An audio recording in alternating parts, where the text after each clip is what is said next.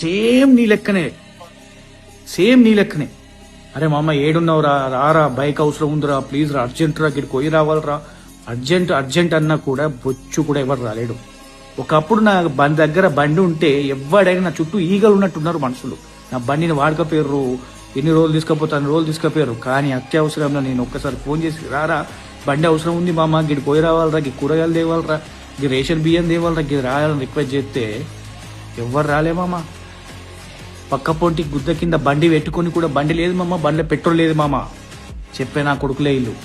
అందరు నా ఊళ్ళో అనుకుని తిరిగినాం, నా ఊళ్ళో అనుకుని ఇచ్చినాం. కానీ ఇప్పుడు కాదు కదా వాళ్ళ దగ్గర, ఎందుకంటే మనం డౌన్ఫాల్ అయిపోయినాం. మన దగ్గర ఏం లేదు, చూడరు మామ, పట్టించుకోరు, కేర్ లేదు. నీ దగ్గర ఏమన్నా ఉన్నది అని ఉంటేనే నీ దగ్గరకు వస్తారు, లేదని తెలిస్తే ఇవో నేను చెప్పినా కదా, లేదు మామ, సారీ మామ, పెట్రోల్ లేదురా, 30 రూపాయలే కొట్టించినరా, 50 రూపాయలే కొట్టించినరా అని రీజన్ చెప్పుకుంటా అవాయిడ్ చేస్తారు. ఇకనైనా తెలుసుకో, సొంతంగా బతకడం నేర్చుకో.